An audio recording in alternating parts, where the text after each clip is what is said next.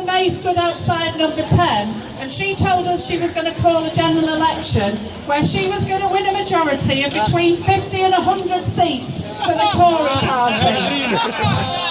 Hard to believe, right? But that's what she thought. She was complacent about the lives that she's left people living in Britain for the last 7 years.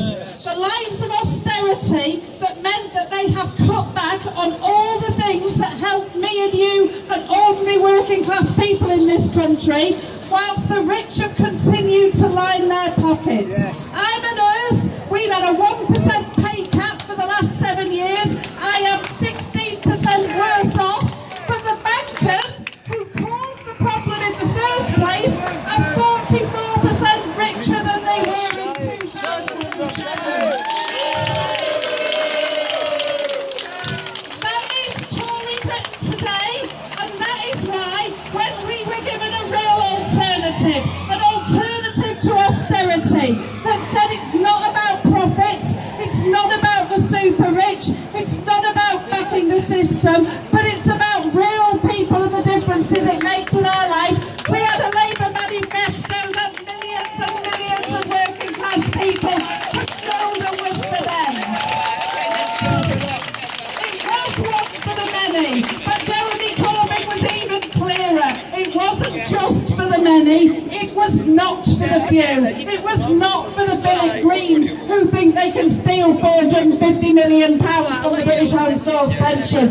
It was not for the likes of Virgin Healthcare who think that they can steal our health service, charge a fortune and make money out of it. It is not for the private housing contractors that somehow think paying £2 less a sheet of flammable cladding is better than paying £2 extra for stuff that doesn't burn, because it's not them that ever burn, it's always us that burn when it comes to the system that they want to run.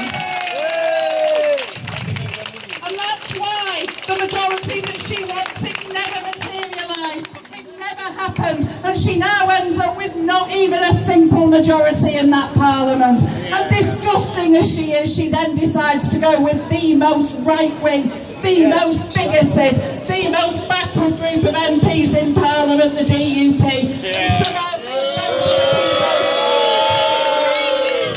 That she wants to back them up. And let's be clear, Theresa May was weak before the election happened. That's why she said she needed one. Well, if she was weak in April, then she is a damn sight weaker now today.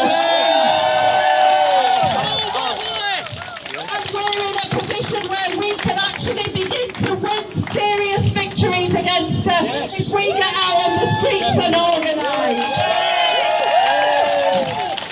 But one of the problems with weak governments is they often end up being very, very nasty governments. I work in the health service and they somehow want to pretend that the queues and the waiting lists and the ambulance waiting outside and all the other problems that we have are nothing to do with the 20% of cuts that they've made in our budgets since they got in. They want to pretend that it's the 1 or 2 migrant workers who come to this country who might need to use the health service. It is absolute bullshit. You are more likely to be treated by a migrant worker than you are to be in a queue with them for a hospital.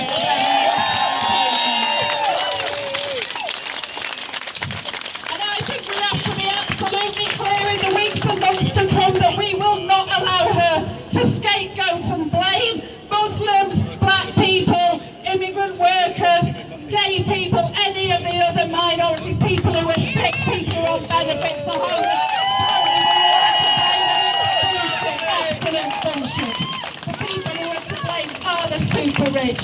And I think we have an opportunity now, not just to get rid of them, but if we start to fight around the demands that that manifesto had, if we start to demand proper funding for the health service, if we start to demand proper health and safety legislation that actually genuinely protects us, if we start to demand an end to tuition fees, an end to the caps on public sector pay, a £10 minimum wage, a scrapping of the bedroom tax and all the benefit rules that have made life so miserable.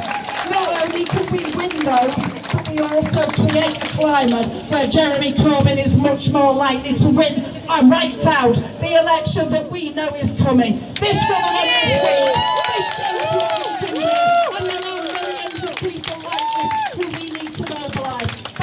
that's what we have to do, but I have never felt so confident. Their days are numbered and our days are coming.